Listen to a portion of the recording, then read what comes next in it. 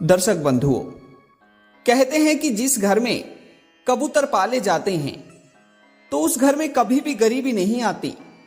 श्रोताओं, आज की कहानी, आज का हमारा यह प्रसंग बड़ा ही रोचक है।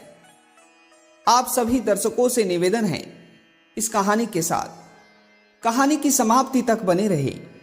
बंधुओं, जिस घर में कबूतर पाले जाते हैं तो उस घर में कभी भी गरीबी नहीं आती। मित्रों, यदि आपके घर में किसी कबूतर ने घोंसला रख रखा है, या आपके भी घर में कबूतर आते जाते रहते हैं, या फिर आपके घर के आसपास कहीं भी कोई कबूतर का घोंसला है या कबूतर आते हैं, तो एक बार इस रोचक कहानी को जरूर सुनिएगा। मित्रों, कहते हैं कि इस कहानी को जो भी पूरा सुनता है तो उसके जीवन में उसे अभी नहीं तो आगे चलकर यह कहानी कुछ ना कुछ काम अवश्य आती है। श्रोताओं, यदि आप अपने जीवन में लाखों करोड़ों रुपए भी खर्च करेंगे तो ऐसी ज्ञानवर्धक और रोचक जानकारी आपको कहीं भी प्राप्त नहीं होगी। मित्रों, आप सभी श्रोताओं से, सभी मित्रों से निवेदन है, इस कहानी के साथ कहानी की समाप्ति तक बने रहे और ज्ञानवर्धक कहानी यूट्यूब चैनल को सब्सक्राइब अवश्य करें। मित्रों, आप लोगों के, आप सभी श्रोता बंधुओं के एक सब्सक्राइब करने से हमारा परिवार बढ़ता है और हम इसी तरह आप लोगों के लिए रोज नई नई और रोचक कहानियां लाने का प्रयास करते हैं। तो दर्शक बंधुओं, आइए इस छोटी सी रोचक कहानी के माध्यम से जानते हैं कि जिस घर में कबूतर अपने अंडे देते हैं या कबूतर आते जाते रहते हैं तो उस घर में आखिर क्या होता है। श्रोता बंधुओं, एक बार की बात है, गीजगढ़ नामक एक गांव में एक रामू नाम का किसान रहा करता था। बंधुओं, रामू हृदय से बड़ा ही कोमल था और बड़ा ही दयावान था। यदि रामू के जेब में कभी भी 100 रुपए होते और उससे किसी भिखारी ने मदद मांग ली तो रामू अपनी जेब से उन 100 रुपयों को निकालकर उस भिखारी को दे दिया करता था।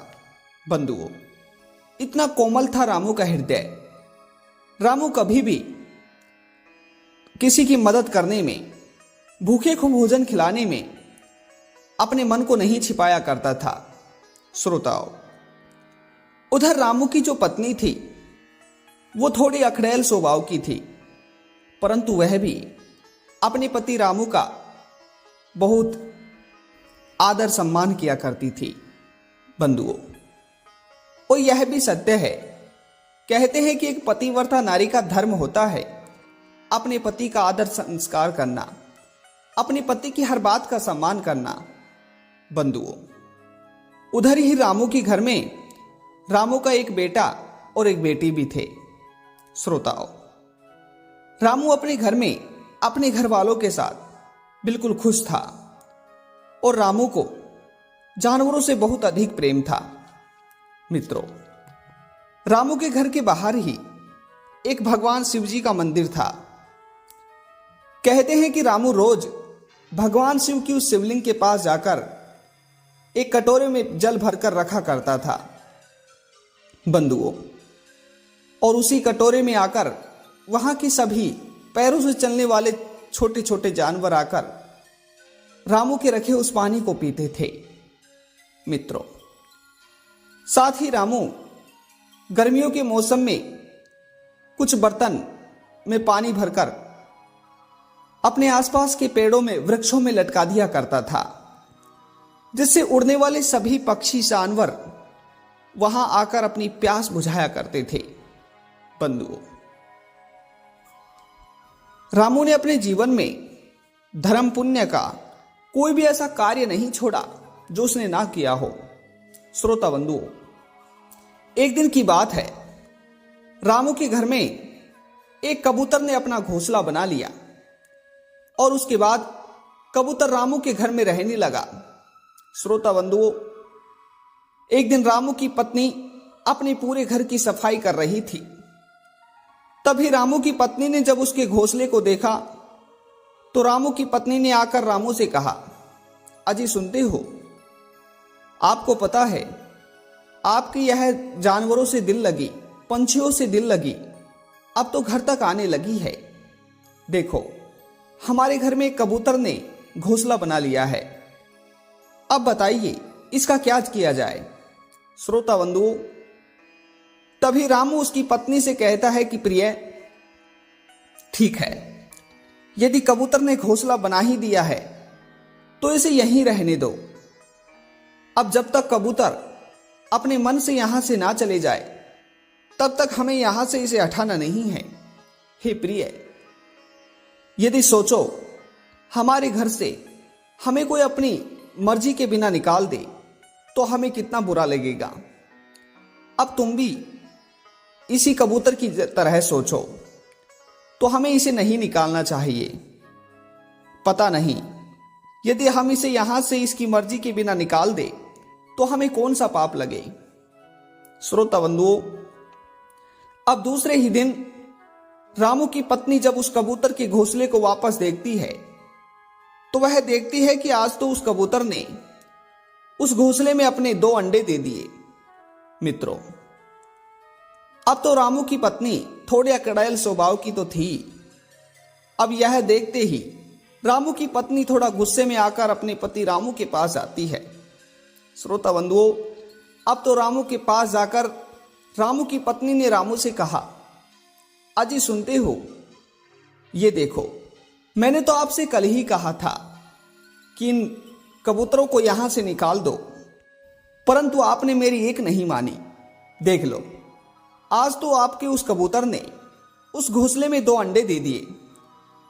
अब तो यह घर नहीं बल्कि कबूतर खाना बन जाएगा।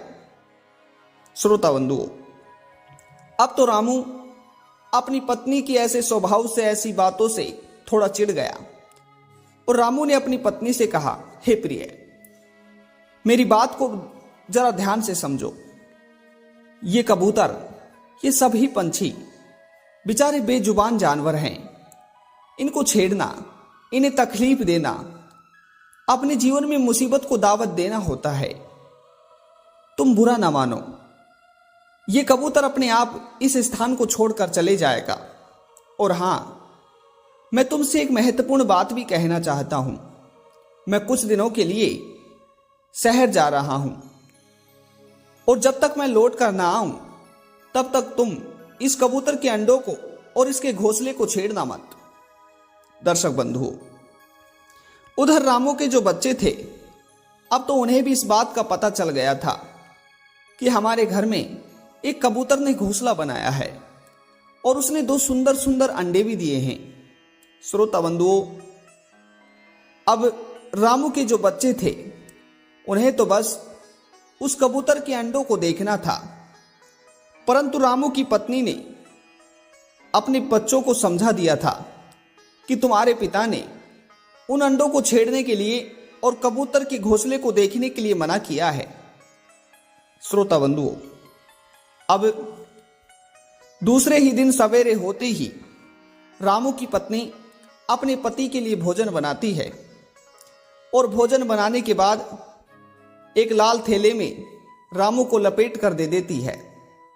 श्रोता बंधुओं, अब तो उस भोजन को लेकर रामू शहर की तरफ निकल जाता है, परंतु शहर की तरफ जाते जाते रामू अपनी पत्नी से कहता है, हे प्रिय, मैं तो शहर जा रहा हूं, परंतु तुम मेरे पीछे से ध्यान रखना, इन कबूतर के अंडों को कुछ नहीं होना चाहिए।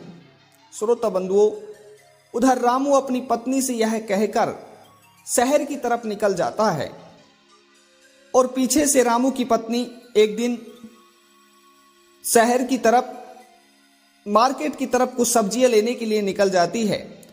तो पीछे से रामू का जो बच्चा था, जो लड़का था, वो क्या करता है कि वह एक सिड्डी लेकर उस सिड्डी को लगाकर और कबूतर के अंडों को देखने के लिए उस पर चढ़ जाता है।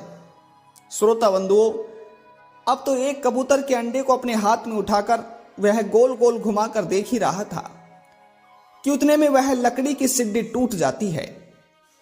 श्रोता बंधुओं, तभी उसके हाथ से रिपस कर वो घोंसला नीचे गिर जाता है और कबूतर के दोनों अंडे टूट जाते हैं। श्रोता बंधुओं, साथ ही वह कबूतर का जो घोंसला था वह भी बिखर जाता है। बंधुओं, अब तो यह देखकर रामू का बच्चा बहुत डर जाता है, क्योंकि उसे पता था कि माँ आएगी तो माँ आकर हमें मारेगी, क्योंकि माँ और पिताजी ने हमें इसे देखने के लिए मना किया था।